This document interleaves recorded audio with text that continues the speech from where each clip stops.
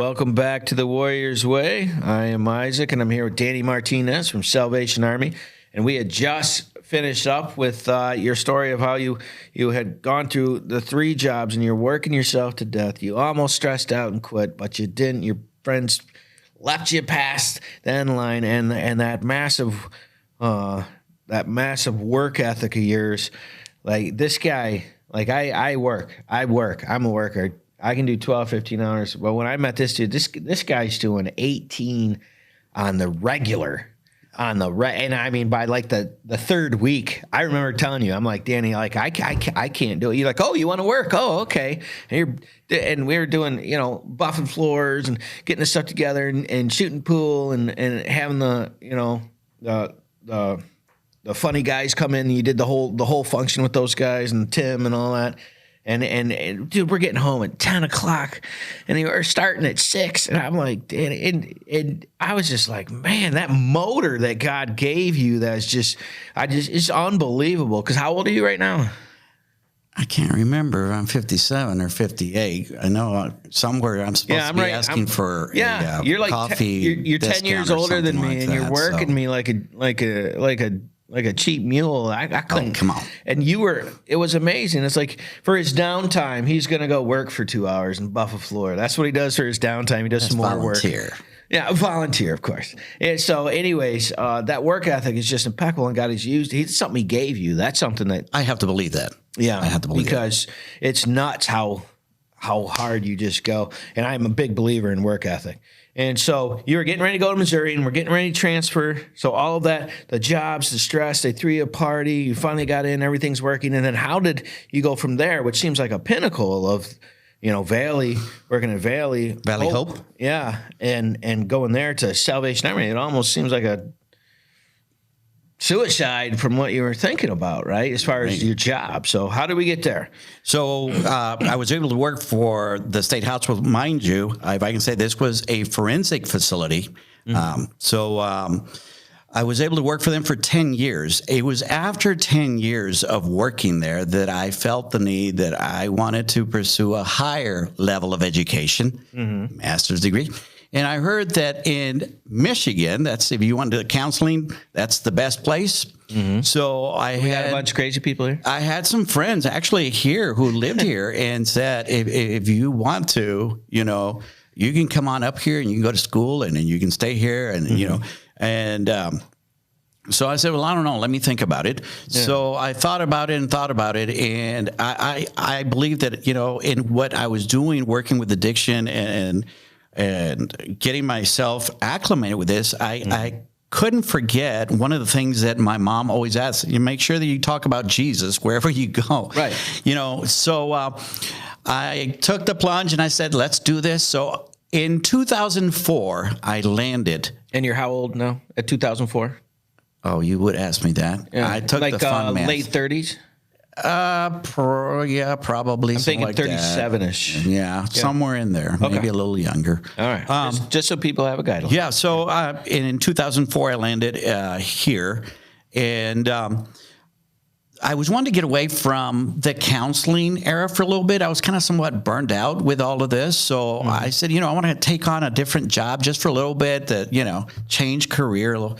Sure. So I started applying, and no sooner did I apply the very first place. I don't know, some of you guys might remember Insight Recovery Services on Eldon Baker Drive. So I submitted a resume, and I think within minutes of submitting, I get a phone call. When can you come in? Minutes. Minutes. Wow. So I arranged an interview, and the interview for this was that I had to conduct a group session. So, of course, that's it. I can ace that. I've been doing that for, all this time. A decade, right. So I came in and I did their group. And after the group, I had the administrative staff sitting on the side also listening to the group. Yep. So they said, come with us, So I was escorted into an office. And I'll say this. I think many people may know Chris Flores, or can I say Chris Flores, very professional. So, Cindy Eckert were the ones who did my interview. Okay. I was able to come in with all my learnings and sessions. I had a 3.5-inch notebook with all of my certificates of everything that I had done. So actually, there was no questions during the interview other than scan through this book and say, when can you start? Right. So it was at that point that I started, and I started working for Insight. And of course, as you guys know, I was then placed at Insight for a little bit. Then I was sent to New Paths for a little bit to under Insight. And it was during that time that there was a program going on at Insight for parolees, and that program had just completed its course. So then I was sent to Salvation Army to do the same thing. I was somewhat reluctant. I didn't know much about Salvation Army. In a keynote, I did grow up going to a Salvation Army store right close to the house where I would volunteer to give and stock their shelves and so forth. And how old were you when you're doing that? I was like 10 years old. I was like, I just walked down there and asked the lady, can I help you stock? And she goes, well, we can't pay. I said, I don't want to do it for pay. I just want to help, See, that's that thing. That's that workload of yours. You just got to get something to do to get out of the house. I'll just do it for free so I can get out. You've been like this your whole life. Well, who knew that from that, I would one day end up as a director at Salvation Army? It's ironically funny, right? Clearly, God has a humor. Jesus is, there's humor. Yeah, I find it funny that you had to go to a thrift store, a school in the United States to learn English, and then by 21, you're teaching people that know English how to do Spanish, and you're starting at a place and you're helping them for free, and then you're teaching people how to do it later on. It's funny how it works because it was like it all just did this. Yes, absolutely. So during this all time, if you guys understand or remember that Insight closed in 2011, I'll never forget that year. So it was at that point that Catholic Charities picked me up to become one of the counselors, and I always told everyone that I wanted to wait to be hired because I wanted to try out to see what it was like to collect unemployment because I'd never done that. You want to know what it was like to not work. So I told her I want to be the last one to get hired. Unfortunately, I was one of the first ones to get picked up. So I was picked up by Catholic Charities. Wait a minute. You actually told your friends, I want you to get hired first so I can get an unemployment I want to check. know what that's like. I've never tapped into that, So that's never tapped into it. Yeah, I want to work the system for 2 weeks, man. At least, but I couldn't even get the pleasure of that. Couldn't pull it off. Huh? I couldn't, So within that, I was, got hired at Catholic Charities and working with the probation and parole population. Yeah. And that's what I've been doing since I've been here in Michigan, working with Insight, working with those two populations. One of the best things that has happened because of that, it allowed me to really see what's in the hearts of these men who are seeking help. And how does what you're doing now get you to be able to do that where you couldn't do it before? I think experience in learning about the problems that they've gone through, that I went through some of these problems, perhaps not to their degree. Right. But at some point, something happened in their life and they made the wrong turn. Yeah, it broke them and they made the wrong choice. Absolutely. And as a result of that, this is where the legal system got involved in their lives. Right. And who can't relate to that? Right? I think at one point or other, have you gotten pulled over by police and got a speeding ticket? We can all relate, Yeah, well, we've all made the wrong decision. So here you are at Salvation Army. You're working on